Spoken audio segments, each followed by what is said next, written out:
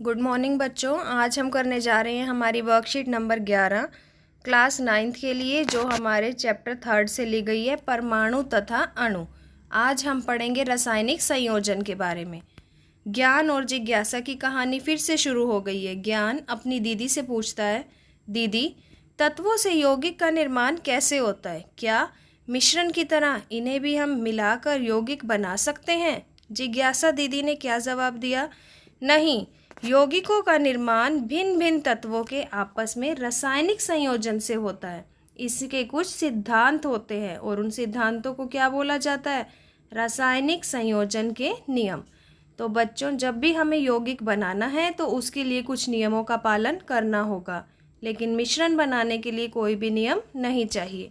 तो आइए देखते हैं रासायनिक संयोजन के नियम क्या हैं। पहला नियम देखेंगे, द्रव्यमान संरक्षण का नियम। किसी भी रासायनिक अभिक्रिया में द्रव्यमान का निर्माण अथवा विनाश संभव नहीं है। इसका क्या मतलब हुआ कि जितने आप अभिकारक का द्रव्यमान लोगे, बनने वाले उत्पाद जो हैं उनका द्रव्यमान भी क्या होगा? उतना ही होगा। मतलब अभिकारकों का कुल द्रव्यमान उत्पादों के कुल द्रव्यमान के बराबर। ना तो हम इसे सृजित कर सकते हैं और ना ही इसका विनाश। एग्जाम्पल देखिए आप, ए के अंदर बी को जब जोड़ा गया, ए कितना था? 4 ग्राम, बी कितना है? 10 ग्राम। तो उत्पाद बने दो, सी और डी। सी कितना है? 2.5 ग्राम और डी कितना है? 11.5। अगर मैं दोनों के द्रव्यमान को बच्चों जोड़ती हूँ तो अभिकारक का द्रव्यमान का योग कितना आ रहा है? 14 ग्राम। और उत्पाद के द्रव्यमान का योग कितना आ रहा है? 14 ग्राम। यानी दोनों तरफ, लेफ्ट हैंड साइड और राइट हैंड साइड, अभिकारक और उत्पाद दोनों के द्रव्यमान क्या हैं? बराबर है। तो इसलिए इसे बोलते हैं द्रव्यमान संरक्षण का नियम। दूसरा नियम देखिए, स्थिर अनुपात का नियम। किसी भी रासायनिक अभिक्रिया में बने यौगिक में तत्व हमेशा निश्चित द्रव्यमानों के अनुपात में रहते हैं। मतलब क्या है कि कोई भी रासायनिक अभिक्रिया होगी तो जो उसका यौगिक है, यौगिक के जो तत्व जुड़ते हैं वो हमेशा क्या रहते हैं? एक निश्चित अनुपात में। देखिए इधर, यौगिक का निर्माण करने वाले तत्व स्थिर अनुपात में ही रहेंगे, चाहे वो किसी भी स्थान पर हो। ठीक है बच्चों, एग्जाम्पल दे रही हूँ मैं आपको। जैसे जल, जल का निर्माण करने के लिए हमें 2 तत्व चाहिए, हाइड्रोजन और ऑक्सीजन। तो हाइड्रोजन और ऑक्सीजन जब जुड़ेंगे तो उनका अनुपात हमेशा 1:8 स्थिर रहेगा, ये बदलेगा नहीं। किसी भी स्थान पर चले जाइए आप, किसी भी पद्धति से अभिक्रिया करिए आप, लेकिन कभी भी इनका अनुपात नहीं बदलेगा। तो जल का अनुपात कितना रहेगा? Very good, 1:8। 1 ग्राम हाइड्रोजन से 8 ग्राम ऑक्सीजन, तो 2 से कितनी मिलेगी? 16 ग्राम ऑक्सीजन। चाहे ऑक्सीजन की मात्रा बच्चों कितनी भी उपस्थित हो, लेकिन जुड़ेगी कितनी? स्थिर अनुपात में। क्या अनुपात है? 1:8। वैसे ही सेकंड एग्जाम्पल देख लो आप, कार्बन डाइऑक्साइड किससे बना है? कार्बन और ऑक्सीजन से। तो इसमें आप कार्बन और ऑक्सीजन को किसी भी जगह पर जा कर के किसी भी पद्धति से मिला लीजिए, लेकिन उनका अनुपात कितना रहेगा? 3:8। ठीक है बच्चों, तो इस अनुपात को हम क्या बोलते हैं? स्थिर अनुपात। और ये नियम क्या है हमारा? स्थिर अनुपात का नियम। स्थिर अनुपात का नियम क्या कहता है कि किसी भी यौगिक को तभी बनाया जा सकता है जब उसको बनाने वाले तत्व स्थिर अनुपात में जुड़े हों।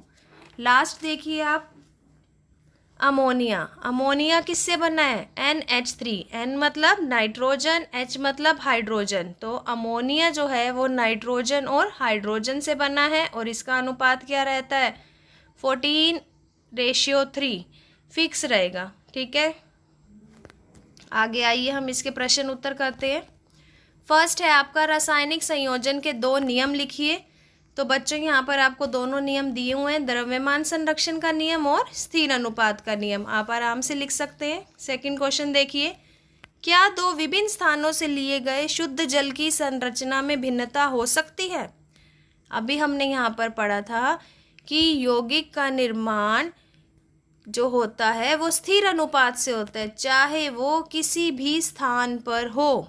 तो इस क्वेश्चन में क्या आंसर दिख रहा है आपको कि विभिन्न स्थानों से, अलग अलग जगह से आपने शुद्ध जल ले लिया तो क्या उसकी संरचना में भिन्नता होगी? नहीं, शुद्ध जल की रासायनिक संरचना में कोई भी भिन्नता नहीं होगी, क्योंकि हम उसे किसी भी स्थान से लें उसका अनुपात क्या रहेगा? 1:8। आइए तीसरा क्वेश्चन देखते हैं। 3 ग्राम कार्बन और 8 ग्राम ऑक्सीजन को जब जलाते हैं तो बनती है 11 gram carbon dioxide. 12 gram carbon और 32 ग्राम ऑक्सीजन में जलाने पर कितनी कार्बन डाइऑक्साइड बनेगी? तो बच्चों हमने अभी ऊपर ही पढ़ा था कि कार्बन डाइऑक्साइड के लिए स्थिर अनुपात कितना है? 3:8। तो इसी अनुपात, स्थिर अनुपात के नियम को लेकर हम आगे चलते हैं। देखिए, 3 ग्राम कार्बन और 8 ग्राम ऑक्सीजन मिलकर क्या बना रहे थे? 11 ग्राम। यानी अनुपात कितना दिख रहा है आपको यहाँ पर? 3:8। 12 ग्राम और 32 ग्राम से कितनी कार्बन डाइऑक्साइड बनेगी? तो आप देखिए 12 कैसे आया? मैंने यहाँ पर 3 को 4 से गुना किया। 32 कैसे आया? 8 को 4 से गुना किया।